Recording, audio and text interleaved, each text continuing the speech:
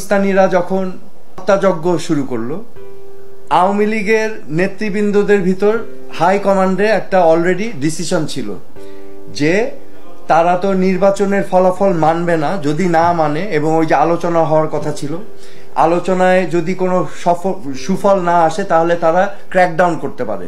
Crackdown করলে আমরা সর্বাত্মক স্বাধীনতার আন্দোলনে যাব এবং সেজন্য আমাদেরকে আত্মগোপনে যেতে হবে। This was the plan. ঘোষণার পত্র একটা ছিল, ওখানে সিগনেচার প্রয়োজন। বঙ্গবন্ধু ওখানে সিগনেচার দিতে চাচ্ছিলেন না। স্বাধীনতার ঘোষণা, উনি ওনার মতো করে কিছু একটা করতে চাচ্ছিলেন। তো আমার বাবা চলে আসেন 32 নম্বর থেকে এবং উনি খুব আপসেট ছিলেন।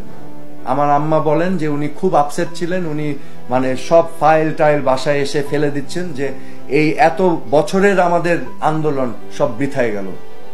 ঠিক আছে, তারপর যাই হোক উনি ব্যারিস্টার আমিরুল ইসলামের সাথে চলে গেলেন আত্মগোপনে।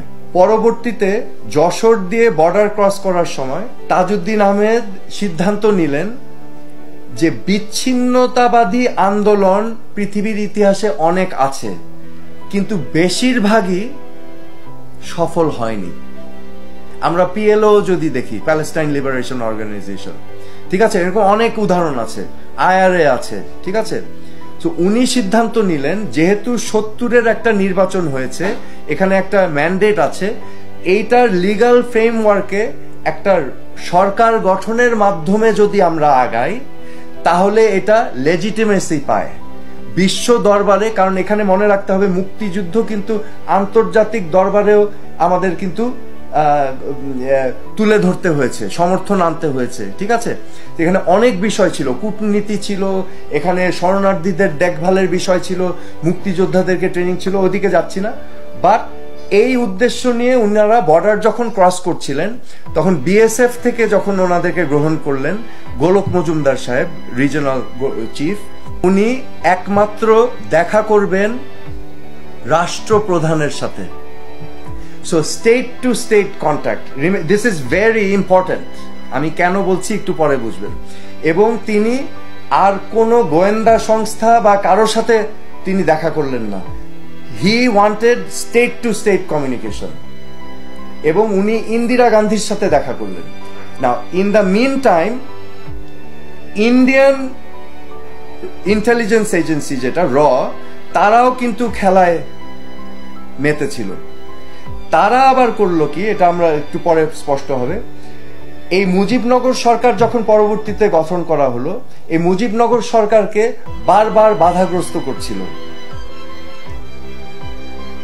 আমাদের ভিতর থেকে। এটার নেতৃত্ব দিচ্ছিলেন শেখ মনি।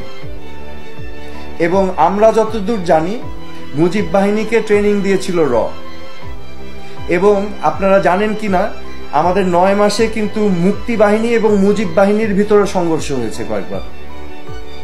ব্যাপারটা কি বুঝতে পারছেন?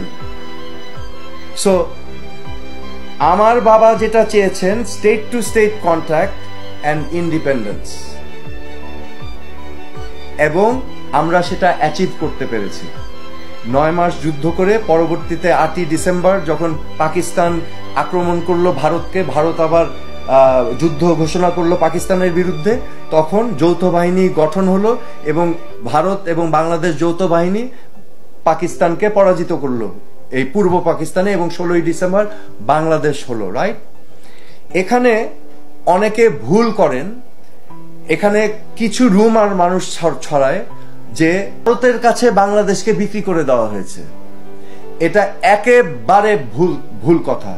এরকম কোনো কিছু তো নাই। উল্টো আপনাকে একটা উদাহরণ দেই। তাজউদ্দিন আহমেদ যখন বাংলাদেশে ফেরত আসছেন, বিএসএফ এর প্রধান যে তাজউদ্দিন আহমেদকে বলেছিলেন যে now you have a independent country, India and Bangladesh will be eternal friends. আমার বাবা সেদিন ঘুরে ওনার দিকে তাকিয়ে বলেছিলেন only as equals, only as equals. আমরা ফ্রেন্ড হব ইটার্নাল, কিন্তু অ্যাজ ইকুয়ালস। তো তাজউদ্দিন আহমেদ জানতেন, তাজউদ্দিন আহমেদ বাংলাদেশের মাথা কোনোদিনও নত করেননি, ঠিক আছে। সেই মুহূর্ত থেকে চিন্তা করেন, ইন্ডিয়ার হেল্প নিয়েই কিন্তু আমরা দেশ স্বাধীন করছি। কিন্তু ওই গোলক মজুমদার লিখেছেন যে এই তাজউদ্দিন আহমেদ এমন একজন ব্যক্তি ছিলেন যে ভারতের সাহায্য নিয়েছেন ঠিকই, কিন্তু বাংলাদেশ বিষয়ে কোনো কম্প্রোমাইজ করেননি। যখন বাংলাদেশ এসেছে এক বিন্দু ছাড় দেননি, এবং that is why we respected him. এটা ইন্ডিয়ানদের কথা। আমার বাবা মৃত্যুর আগ পর্যন্ত দুঃখ করে গিয়েছেন, মুজিব ভাই একদিনও জানতে চাইলেন না দেশ স্বাধীন কিভাবে করলাম। প্রশ্ন, কেন কেন তিনি জানতে চাইলেন না? কেন তিনি তাজউদ্দিন আহমেদকে সাইডলাইন করলেন? কেন তিনি যারা মুক্তিযুদ্ধের বিরোধিতা করেছিল সেই সময় তাদের কথা শুনলেন? এটা তো সবারই প্রশ্ন। এখন আমি তো জ্যোতিষী না ভাই, আমি তো বলতে পারবো না। সো বাট আমরা যদি অ্যানালাইসিস করি, অনেকগুলোই কারণ থাকতে পারে। আই ডোন্ট নো, এটা হিস্ট্রি থেকে বের করতে হবে। যারা গবেষণা করছেন তাদেরকে আমি অনুরোধ জানাই, আপনারা এটাকে ঘাটেন, দেখেন, এখানে তথ্য উপাত্তি তো সবই আছে, ঘাটেন কেন হতে পারে।